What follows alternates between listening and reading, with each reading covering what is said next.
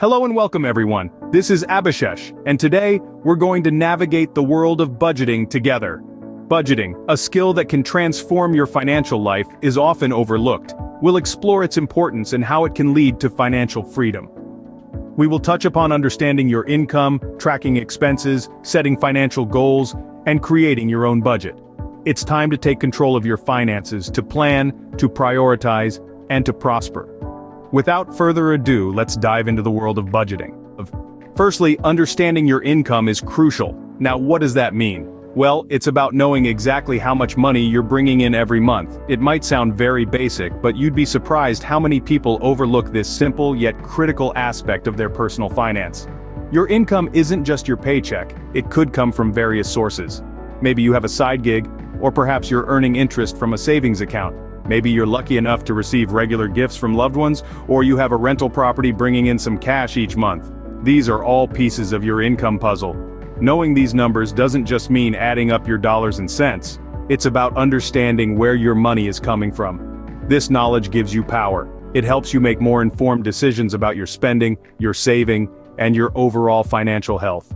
Knowing your income is the first step towards effective budgeting. Now that we know our income, the next step is to track our expenses. When it comes to money management, understanding where your money goes is crucial. It's not just about knowing how much you spend, but also about knowing where exactly it's going. This is where tracking your expenses comes into play.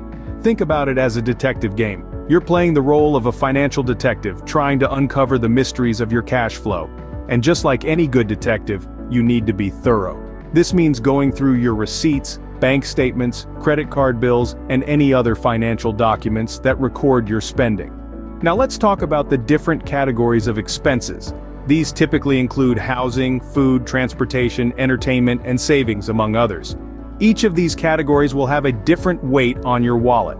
For instance, housing usually takes up a significant portion of one's income, while entertainment might take up less. Keep in mind that these categories are not set in stone. They can and should be adjusted based on your lifestyle and priorities. If you're a foodie, you might allocate more to dining out. If you're saving for a dream vacation, you might cut back on entertainment. Lastly, consider using a budgeting app or tool.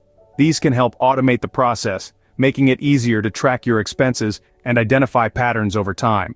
Keeping a close eye on your expenses will help you understand where your money is going. With income and expenses sorted, we can now focus on setting financial goals. You see, financial goals are the compass that guides your budgeting journey.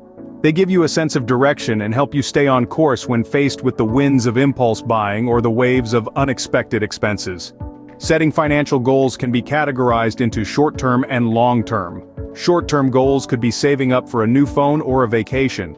These are typically goals you aim to achieve within a year.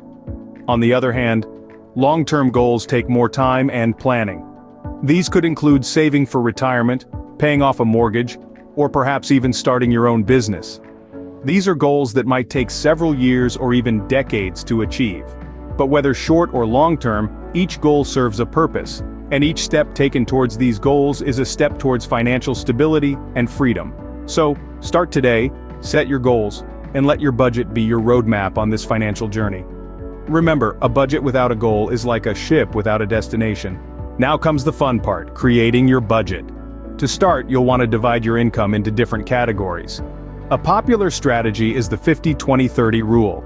This means 50% of your income goes to essential needs like housing and food. 20% goes towards savings or paying off debt. The remaining 30% is for your wants, those little luxuries that make life enjoyable. But here's the thing. It's not a one-size-fits-all rule. It's a guideline, a starting point. You can modify it to suit your personal needs and lifestyle. Maybe you're a student with a scholarship and minimal living costs, so you can save more. Or maybe you're in a high cost of living area and need to allocate more to your essential needs. That's okay. The key is to make it work for you. Every month, sit down and plan your budget. Write down your income and subtract your expenses. If you're spending more than you're earning, you'll need to adjust your budget. Maybe that means cutting back on wants, or finding ways to increase your income. Don't forget to include irregular expenses, those that don't occur every month, like annual insurance premiums or car maintenance. You can divide the total cost by 12 and save that amount each month. And voila, you have your budget. But remember, a budget is a living document that needs regular updates. Keep track of your spending, adjust as needed, and watch your financial health improve.